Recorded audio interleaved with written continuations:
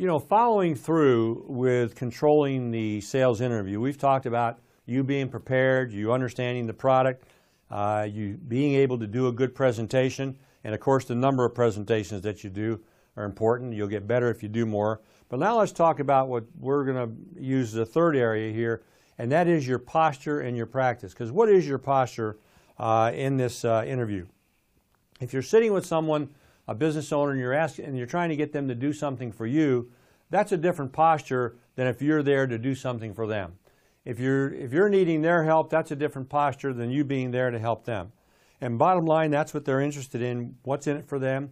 How are they going to be better off when you leave than they were before you came? So let's talk about that a little bit. Nobody likes to be sold. Do you go to a party? Do you call up your spouse and say, honey, let me just tell you what somebody sold me? You know, normally that's not the practice. What normally happens, though, is if you buy something and you're proud of that purchase, say, hey, let me tell you what I just got for us. Let me tell you what I just did. Let me tell you the great deal I just got. Let me tell you what we've got that's going to really be of help to us. So we love to buy. We don't like to be sold. So give people an opportunity to buy and don't sell them, and understanding you have something of value. When you understand you have something of value that's really going to help that business owner, you understand that you can help save them money, you can help save them time, you can help improve their bottom line.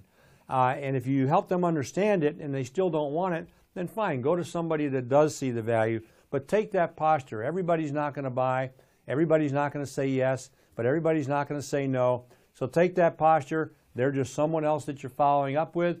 Give them the opportunity, try to help them. It's their decision. Once I sit down with them, and my posture pretty much is this. I may not say this exactly, but when I've sat down with them, I've asked questions, found out what their problems are, found out what their needs are, and now I'm going to show them this as a solution, and now it's their turn. They're going to make a decision, either to keep the problem they had before I got there or to take the solution that I'm offering. All right, so that's going to help you with your posture, but let's talk about practice. You need to have the right kind of practice.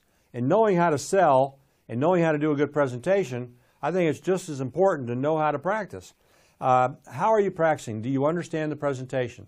I know what I used to like to do is record the presentation in my words, and I'd listen to it literally hundreds of times when I was in the insurance business, or when I first got involved with the Legal Shield Company. I did the same thing, recorded the presentation. When I got up in the morning, I was shaving. When I was doing some things, eating some breakfast in the morning, doing whatever, driving in my car, I was listening to a presentation that I had done, and you could have awakened me at 2 or 3 o'clock in the morning and pretty much said line 5, paragraph 3, and I could pretty much tell you where I was. Why is that important? It's important because I didn't have to think about what the prospect was going to, I didn't have to think about just responding to the prospect. I didn't have to think about my presentation. I could think about what they're saying. I could listen to them and not have to worry about what I'm going to say. Do you study?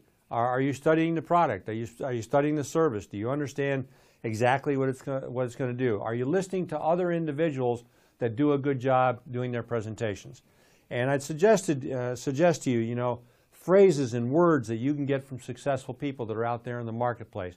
Little phrases here and there. I don't care who I listen to. I can go listen to somebody that sold their first small business plan, and I can learn something from that person, even though that's all they've done. I can learn something I shouldn't do. It can make me reflect back on what I should be doing, or I can pick up a word or a phrase that will help me in that presentation. Do you practice in the mirror? That's important sometimes. What do you look like to the person that you're talking to? What are they seeing? You think you know what you're seeing. Get somebody also to give you feedback, whether it's your spouse or a workout partner or your upline. The greatest gift that God can give us is to see ourselves as others see us. And you want to know how you're coming across to other people and make those changes. And so really it's not what you know. Many of you may say to yourself right now, I know this, I understand this.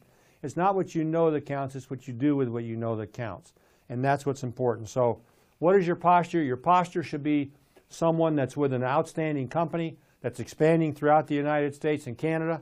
Your posture be of someone that has a great value service that's been in business for almost 4 decades. Your posture should be of someone that's going in to help a business owner, and you know you have something to help.